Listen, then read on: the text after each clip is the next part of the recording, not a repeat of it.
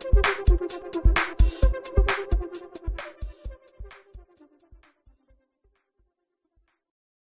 going to talk about alternatives, potential possibilities beyond FIFA. And Paul, you're going to talk to us a little bit about a federation that's very much in its embryonic stage, ConIFA. What can you tell us about that? Well, ConIFA was sort of, it came from this idea that not everyone is catered to by FIFA.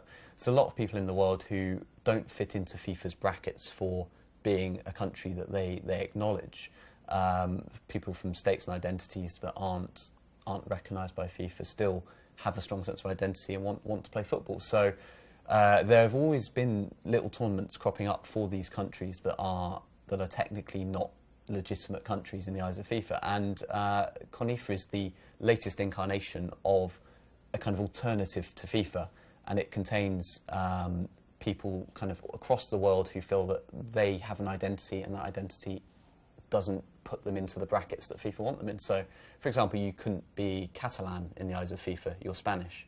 You can't be, if you're from Tibet, if you're Chinese. You know, that doesn't necessarily work. People's concepts of nationality don't just fall neatly into those brackets. So what do you do if you are from somewhere that doesn't feel represented? You have to find an alternative. Cool. So we're going to go to a recorded interview in just 1 minute with the General Secretary of that federation. But just quickly, how long have they been around for? ConIFA's been about 2 years, to my knowledge. Before that, there was an organisation called the NF Board, and then ConIFA's kind of succeeded that and taken the reins. Cool. So very, very young, very optimistic, and a very exciting prospect indeed.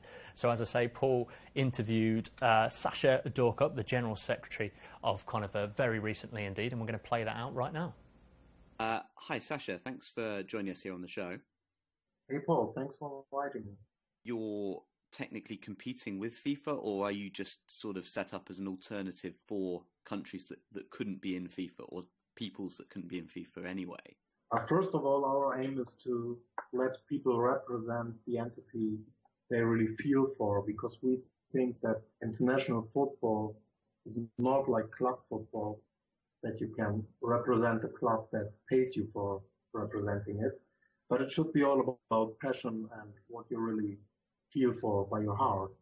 So we want to basically mainly give those a chance who feel not represented by any of the 209 FIFA members.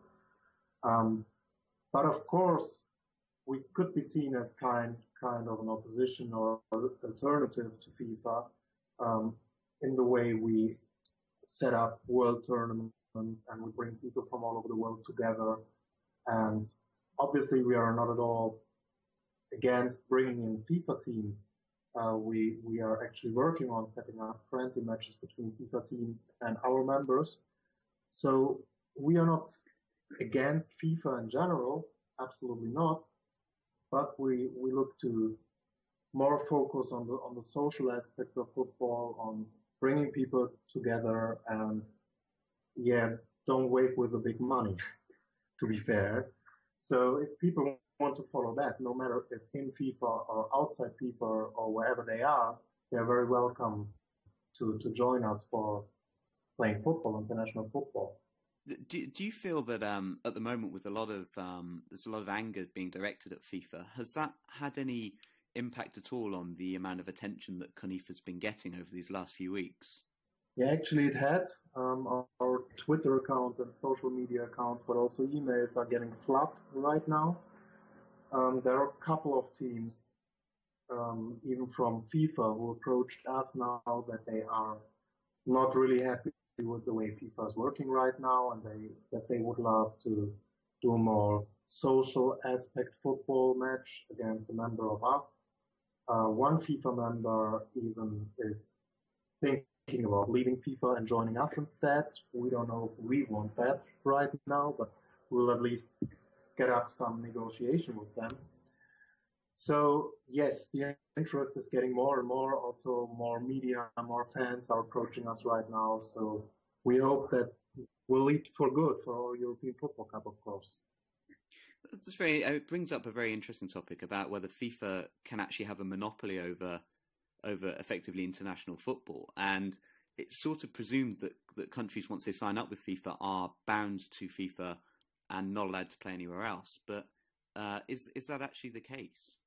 To my knowledge, there is no clause into FIFA that forbids a FIFA member to play a team outside FIFA, and historically that happens all the time. I mean, Denmark played Tibet once, as far as I know. Tajikistan and Kyrgyzstan played in a tournament with Crimea and Northern Cyprus, who are both not a member of FIFA. So it's not uncommon to play matches, to have matches of teams outside FIFA and teams within FIFA. So I don't know, or to me, no case is known where any player or any FA had any consequences out of that, which doesn't mean that if FIFA wants to make trouble, they maybe find a clause for that, but I don't know any clause that forbids it.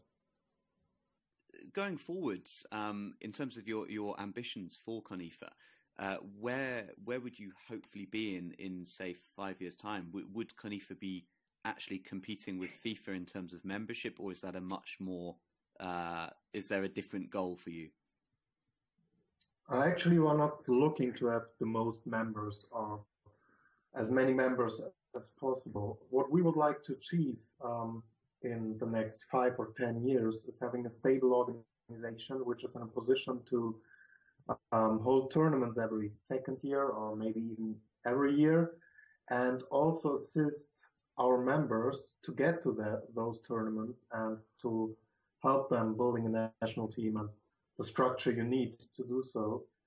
And in terms of members, the only goal we have is that in future we want to have a real World Cup, which means you have a team from every continent, something that rarely ever happens with FIFA because Oceanian teams rarely show up on the FIFA World Cups.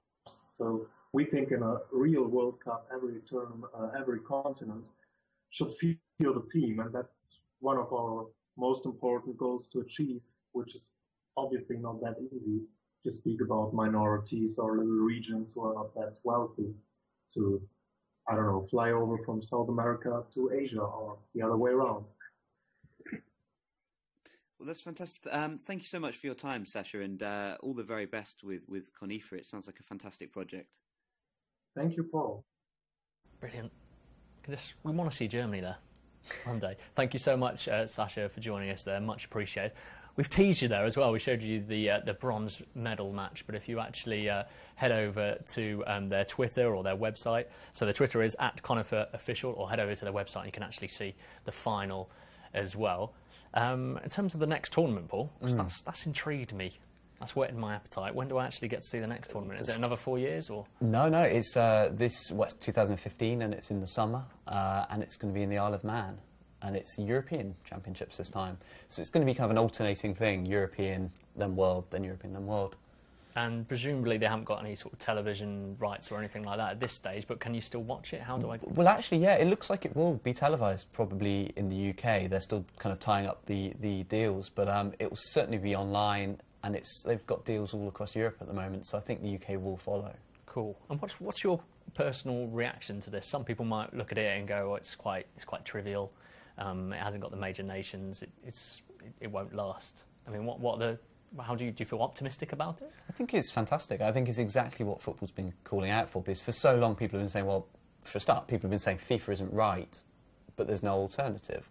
And here, okay, maybe this isn't the glitz and the glamour. These aren't the world's top players, but this is an alternative to FIFA. If you get really sick of FIFA, come and watch some of these games, because it's a bit like how non-league football is substituted in for Premier League football for some fans because they feel it's lost a lot of its spirit. I mean, here you've got a team of Darfur refugees playing in Sweden against the Isle of Man, and these kind of matchups are just what I used to dream about as a massive football fan.